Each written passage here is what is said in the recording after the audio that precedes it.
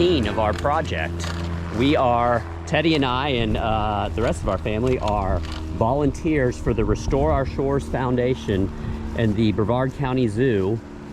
We are raising oysters and clams on our dock out here that will eventually be used in the Indian River Lagoon to help improve the water quality and restore ecosystems. Yeah, they're making like artificial reefs to put them on. Yeah, so I think they're gonna put the oysters on artificial reefs. The clams, I think they're just gonna distribute right around here. Yeah.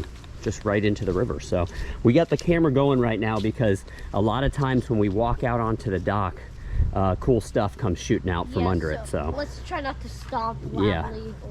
And I came down here earlier, the water was pretty clear, so I think we're gonna see some good stuff. Oh, I can already see the water. It looks low too. All right, let's see. Hold on, let me go first. Let me see if I can get something. Wow, look how clear it is.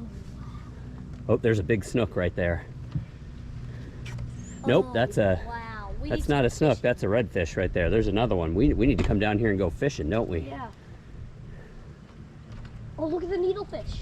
Yep, right there.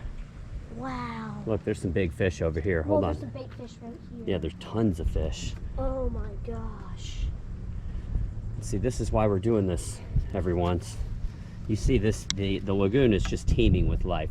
You know, when a lot of times when people hear that we live on the Indian River, you know, I hear it all the time. Oh, it's so polluted. There's nothing in there. Wow. It's been years since I've seen a fish in the river, but it's just untrue. There's a snook right there. Yeah.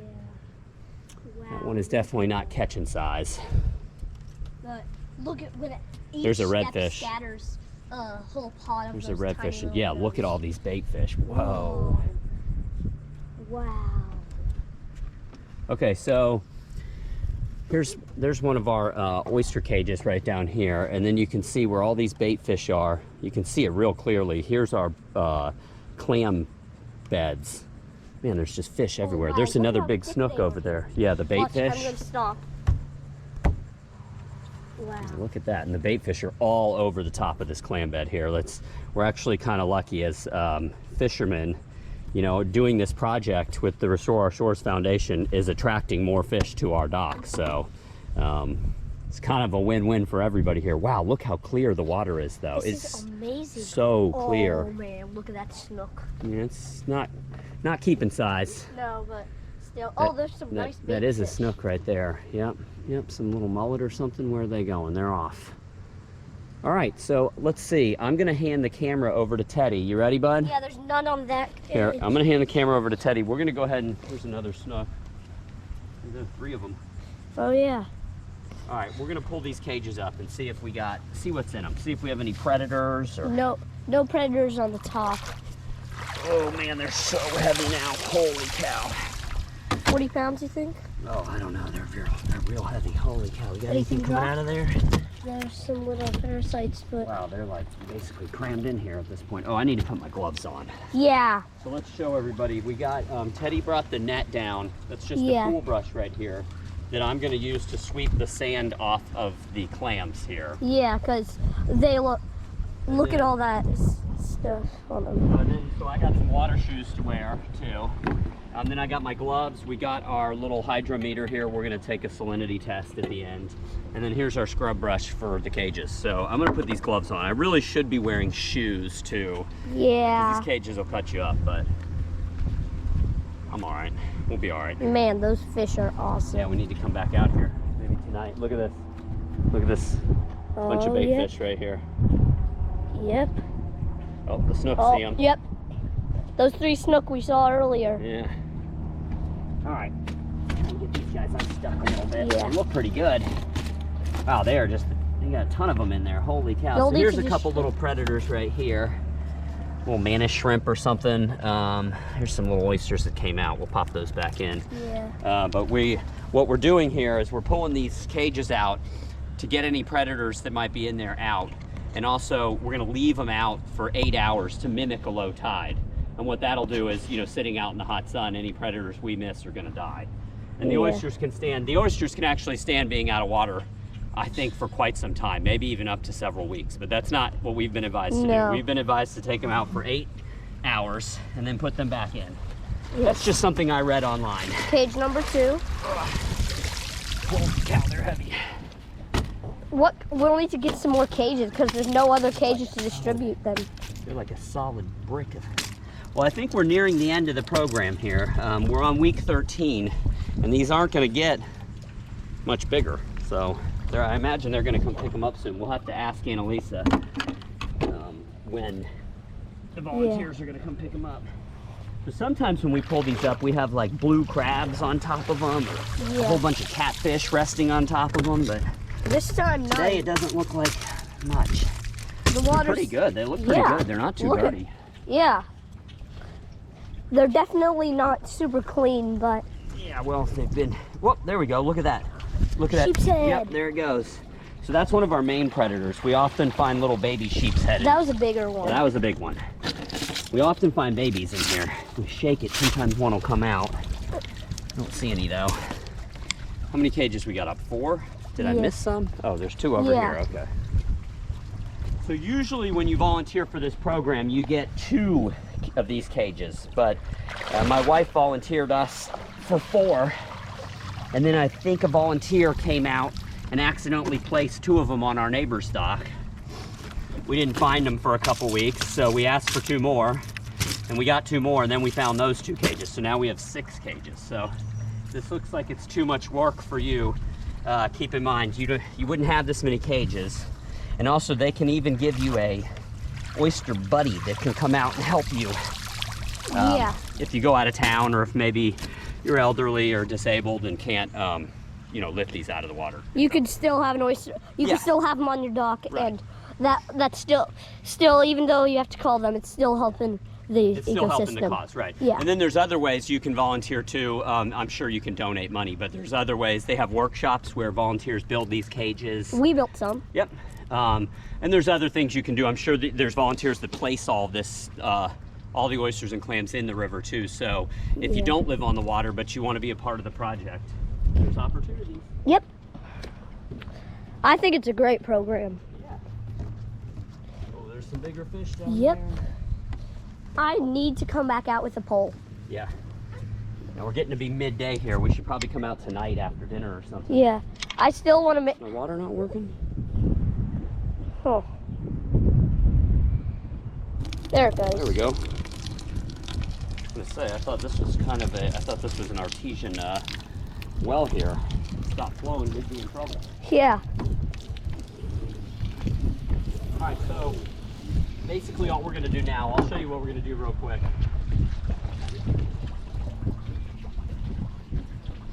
We're gonna take our scrub brush here and we're just gonna go through, ow, ooh, that's why I should be wearing shoes. Yeah. I should be wearing shoes also, but I go barefoot all the time. We're just gonna take our scrub brush here, just a normal scrub brush, and kind of clean these off a little bit. Clean the cages off. Is that steel wool on the scrub brush? Yeah, it was, but it's all coming off. I need to go buy a new brush. And you guys can see here, if you want to do this, if you want to be a part of the program, you get messy real quick. Yeah. So you're going to want to wear clothes you don't care about. Yeah. So really, that's all you got to do. If you do this every week, there's not a lot of cleanup. There's not a lot you got to do. You basically just kind of hose them off. We're just getting some of the extra sediment off right here. Oh, here's some predators right here. We got some toadfish. It's a little toadfish right there. And another toadfish. Yep. All right, we'll let them go. And a little crab, too. See him? Oh, yeah, he's tiny. Teeny little crab. All right, come on. You're going to die up here. Yep. All right. All right, I think this cage is done. It really didn't need much. Yeah. So me and Teddy are going to go ahead and do this to the other 5 cages. And then when we're done, we'll get back with you and we'll switch over to our duties with the clam beds here. Yeah. Yeah. All right, we just finished cleaning all the cages. We'll show them to you in a second, but we went to turn the water off here and noticed that like Teddy said, some crazy colorful bird, maybe like a cardinal or something, was slaughtered on the dock up here. You can see there's a foot right there. There's some feathers. Yeah, and there's some more feathers here. It looks like it was a cardinal maybe. And then something else. It looks like someone was eating chicken wings on my picnic table out here. I think obviously this was a bird that brought this here, but something got a nice meal right there. There's some more leftover meal. Lovely. We'll have to come out here and eat lunch here, eh? Yeah. All right, so we got these mostly done. I would have liked to get them a little cleaner, but my tool completely disintegrated today. I'm definitely gonna have to get a new one of these little scraper things here, but they look pretty good. There's one right there. That's a really clean one. That was clean to begin with. Two of them, I think it's these two down here, these two right here. These have been extra dirty the whole time we've had them because, like I said, I think a volunteer accidentally placed two of them on our neighbor's dock, so they sat there for several weeks before we got to them, and you can see the barnacles built up on them and everything. But all these other ones don't have barnacles on them. They do have some of the mud still on them because my tool failed today, but that's all right. They'll get some mud on them. Why don't you, I'm gonna hand this camera to Teddy. I'm actually gonna put my gloves back on, and we'll pull some of these out. We'll show everybody what oysters look like at 13 weeks. Well, actually not 13 weeks. When we got them, they were 2 weeks old or maybe 4 weeks old. I don't know. So they're a little older than 13 weeks. But you'll see how oysters look about when you're about to give them back to the people. They're basically, yeah, they're almost full grown. Get this cage open here. So this is the second year that we've been part of the program. So we've done this before. Here we go. Yeah. Oh, they'll get a little bigger. One shell. So what they did was, we've shown this in past videos, you can hardly see it anymore, but this shell right here was an old spent oyster shell, just a dead oyster shell, and they seeded little tiny oysters onto it. So now from this one little shell, you know, you have 1, 2, 3, 4, 5, 6, 7, I mean, there's probably it's impossible to count them. There's probably like 20 on this one, and then you see all the different bunches of them. 50 shells in there. And we are gonna have to get new cages. We'll have to call the foundation and see when they're gonna pick these up, because these are full. Like you couldn't open the cage. Yeah, so, all right. Oh my gosh, just look at all the fish down there. I need to like touch the water to make them just...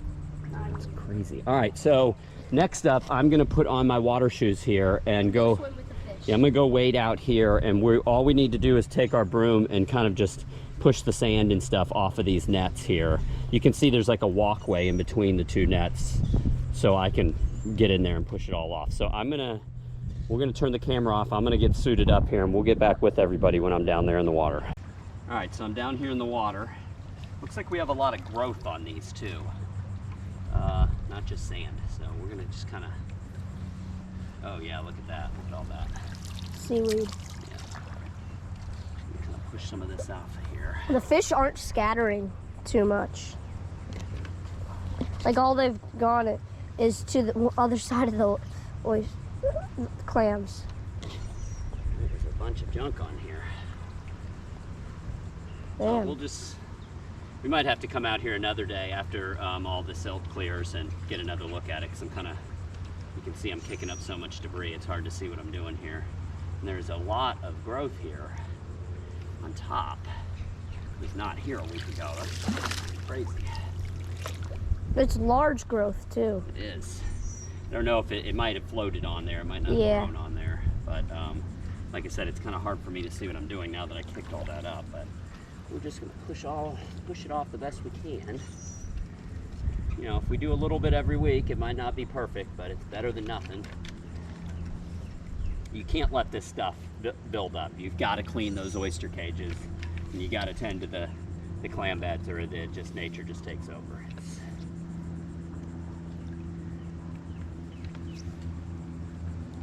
Those clams will become like a solid brick in there. Yeah. Can you see from up there anything different, or is it still pretty cloudy? It's real cloudy. Yeah.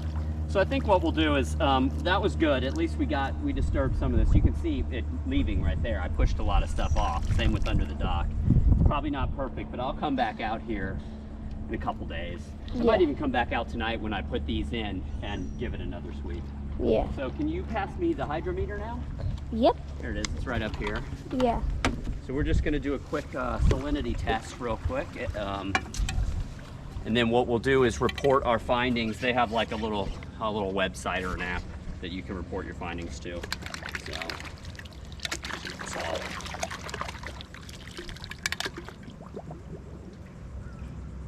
Get a bunch of all the bubbles out that we can. Yeah, you don't want bubbles in it. So we'll fill it up. Bubbles get trapped on the bottom of this this little floater triangle thing here. And that'll mess up your Yeah, it'll report. skew the reading. So. Because just the slightest air bubble. Looks like it's at 37.